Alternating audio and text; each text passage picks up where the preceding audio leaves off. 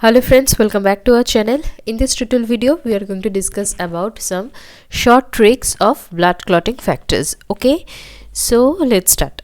तो आज हम इस लेक्चर में ब्लड क्लॉटिंग फैक्टर्स के नाम, नेचर, सोर्स, पाथवे और फंक्शन के बारे में जानेंगे और कम समय में हम ब्लड क्लॉटिंग फैक्टर्स के नाम कैसे याद रख सकते हैं इसके बारे में भी हम इस वीडियो में जानेंगे। ओके, वीडियो के अंत में मैं आपसे कुछ क्वेश्चंस पूछूंगी blood clotting factors related. Okay, तो आप उसका आंसर मुझे कमेंट सेक्शन में लिखकर बताइएगा।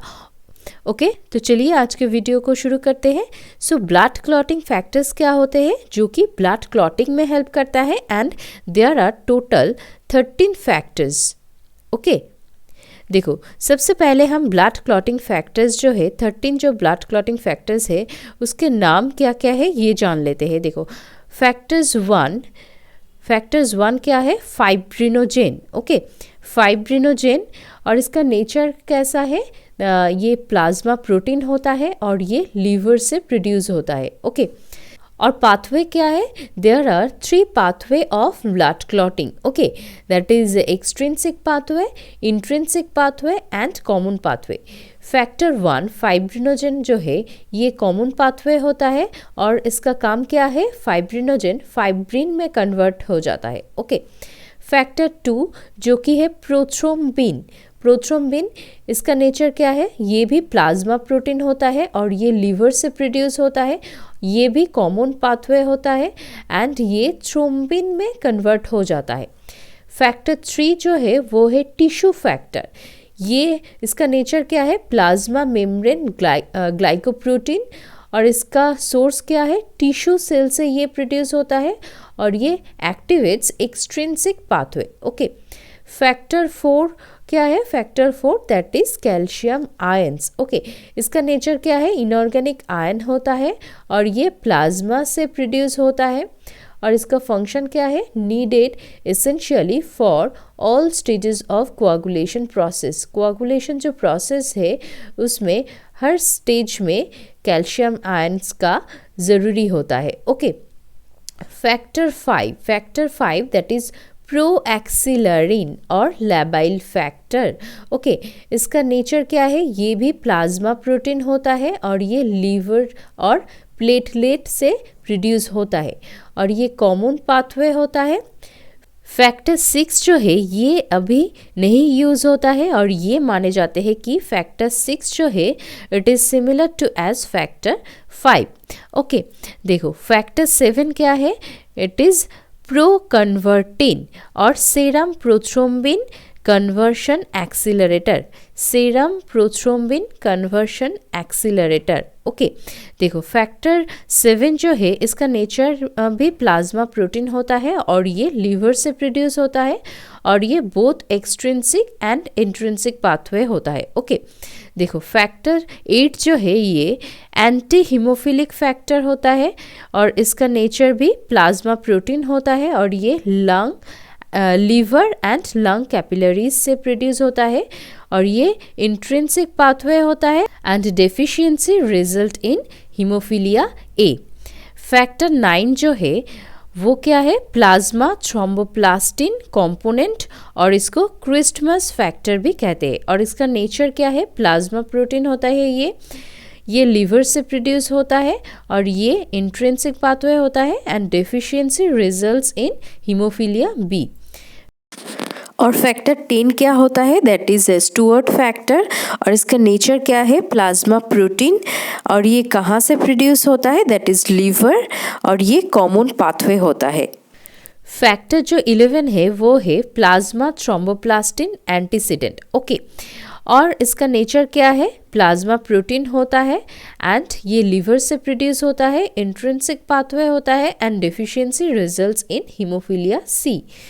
फैक्टर 12 क्या है? Factor 12 that is Hageman factor और इसका नेचर भी प्लाज्मा प्रोटीन होता है और ये लीवर से प्रोड्यूस होता है, इंट्रिंसिक पाथवे होता है and activates plasmin, initiates clotting vitro activation initiates inflammation. Okay, so Hageman factor जो है इसका काम ब्लड क्लॉटिंग को इनिशिएट करना। ओके, और फैक्टर 13 क्या है? फाइब्रिन स्टेबिलाइजिंग फैक्टर और लाकी लूरांट फैक्टर। ओके, इसका नेचर भी प्लाज्मा प्रोटीन होता है और ये लीवर एंड बोन मैरो से प्रोड्यूस होता है and cross links fibrin and forming a strong stable clot. Okay, तो ये क्या करता है? Fibrin stabilising factor clot formation में हेल्प करता है। ओके, अब जानते हैं कि ब्लड क्लॉटिंग फैक्टर्स के नाम हम कम समय में कैसे याद रख सकते हैं। देखो, यहाँ पर मैंने एक ट्रिक्स लिखा है, दैट इज फ्रेशर्स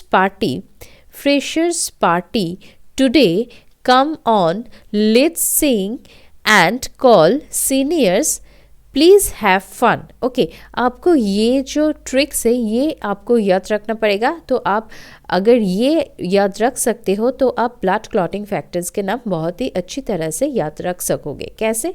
देखो, फ्रेशर्स में क्या है? एफ से हो गया फाइब्रिनोजन। पार्टी में क्या है? पी से हो गया प्रोथ्रोम्बिन।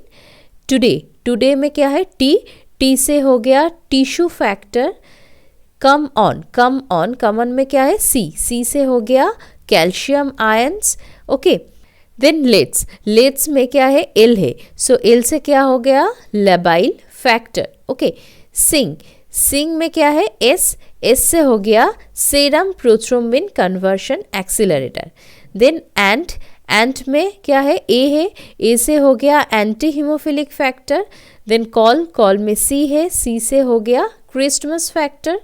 देन सीनियर में क्या है? एस है, एस से हो गया Stuart factor. And then please में क्या है? पी है, सो पी से हो गया plasma thromboplastin antecedent. Okay, and then have में क्या है? एच से हो गया Hageman factor. And then fun में क्या है? एफ से हो गया फाइब्रिन स्टेबिलाइजिंग फैक्टर।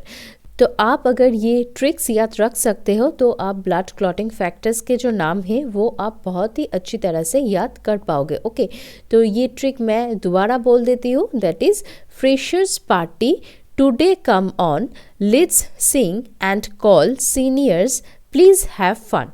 ओके, तो चलिए अभी हम आपसे कुछ क्वेश्चंस पूछेंगे, तो इसका आंसर मैं नहीं बताऊंगी, तो इसका आंसर आपको कमेंट सेक्शन में मुझे लिखकर बताना पड़ेगा। ओके, देखिए फर्स्ट जो क्वेश्चन है वो है which of the following factor are not obtained from liver.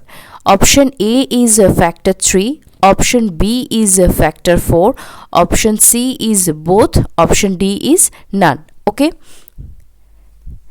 Next जो क्वेश्चन है वो है which of the following clotting factor does not exist. Okay, option A is factor 5, option B is factor 6, option C is factor 7, option D is factor 8. And the next question is which of the following clotting factor involved in extrinsic and intrinsic pathway.